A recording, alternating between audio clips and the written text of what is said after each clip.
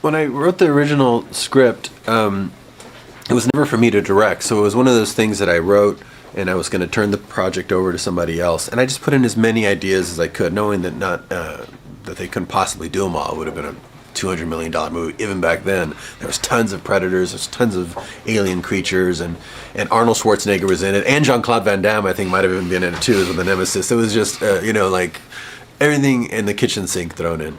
So and I didn't have to worry about how it would be made. But when they brought it back to me to make last year, I knew, okay, there's no way we can even make that now, even with technology. So, and Arnold will have to, he can't be in the movie because now he's the governor. So, In 1996, filmmaker Robert Rodriguez wrote a script for Predator 3, a proposed sequel to Predator 2. Though his vision for the franchise was never realized in its original form, Rodriguez was among the first to attempt reviving the Predator series. His ambitious script was ultimately rejected, leading to a decade-long stagnation in development.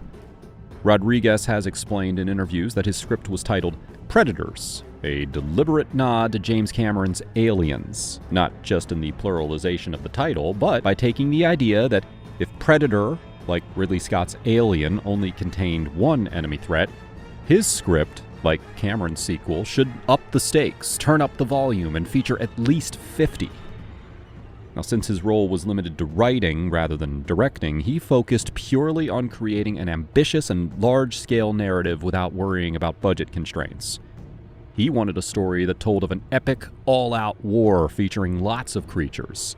His jumping-off point was a story about a guy and his crew who are abducted and taken to a hunting planet.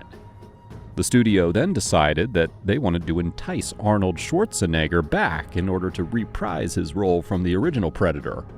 They asked Rodriguez to resculpt the screenplay so that the hero of the piece be Schwarzenegger's character, Dutch.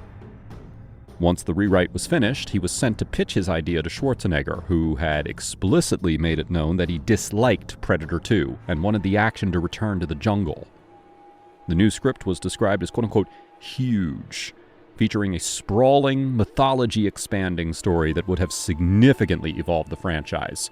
A galaxy-spanning, action-packed epic that blended military conspiracies, interplanetary gladiatorial combat, and sinister human-predator alliances. Rodriguez arrived at a restaurant owned by Schwarzenegger. "Pitch me your story," said Schwarzenegger. Sorry, I know that accent was horrible. Couldn't help myself. Anyway, a somewhat nervous Rodriguez began by telling him that the action did feature a jungle, just not one on planet Earth. Schwarzenegger was responsive to the idea, and by the time the pitch was complete, Rodriguez felt like the star was on board. Another several months would pass before he received word that Schwarzenegger had had a falling out with the producers, and as a result, the project was dead. Now, as for the screenplay itself, the film opens on an antiquated sailing ship being ambushed by cloaked figures wielding predator weaponry. The crew is quickly slaughtered, except for one man, Dutch, who was taken alive. As the attackers decloak, they are revealed to be human soldiers in predator armor. They capture Dutch, destroy the ship, and transport him aboard their mothership, where he is placed under arrest for crimes like desertion, weapons smuggling, and murder. During a video conference trial, Dutch is found guilty. His captors, led by Jack Carver, referred to as JC, are ordered by their superior, Sadler, to deliver him to Arcus 6, a remote prison planet, instead of returning him to Earth. The narrative reveals that the military has been secretly trading human prisoners with the Predators in exchange for advanced technology, and Dutch, regarded as legendary prey due to his victory in Guatemala, is an ultimate prize. Upon arriving at Arcus 6, the soldiers find the landing outpost in ruins. As they search the jungle for answers, they encounter a crucified predator. The moment they investigate, another predator attacks, allowing Dutch to escape into the jungle. As JC's team pursues Dutch, they are ambushed by dozens of predators, who slaughter some and capture the rest using net guns. The survivors are taken to a predator camp, where they witness brutal rites of passage. Prisoners are forced to battle deadly alien creatures in an arena for the predators' amusement. Others are subjected to gruesome genetic experiments designed to make them more formidable adversaries. Some are simply executed, including one via a French guillotine, revealing the extent of the human-predator trading arrangement. Meanwhile, a soldier named Hardwick escapes into the jungle, pursued by a fearsome black predator.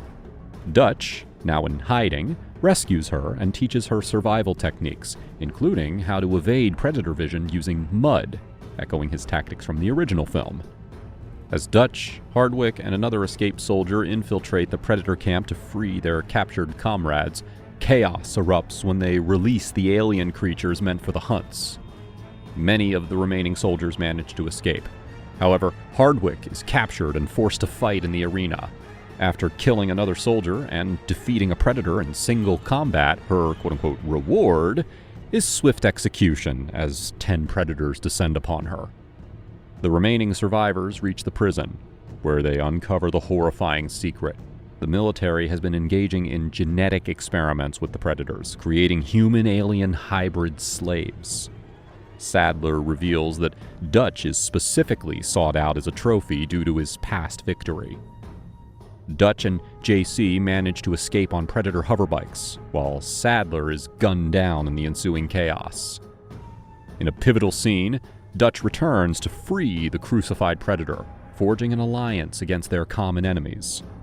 Meanwhile, betrayals unfold and JC reveals that he has been working with the predators all along. However, even he is ultimately betrayed, forced into combat against Dutch before being killed. Dutch is recaptured and brought before the Predator King, a towering figure sitting atop a throne of skulls. Just before his execution, the crucified Predator returns in a spaceship, bombarding the Predator camp and killing the king. Dutch boards the ship and escapes Arcus 6, delivering a grim warning. A full-scale Predator invasion is coming.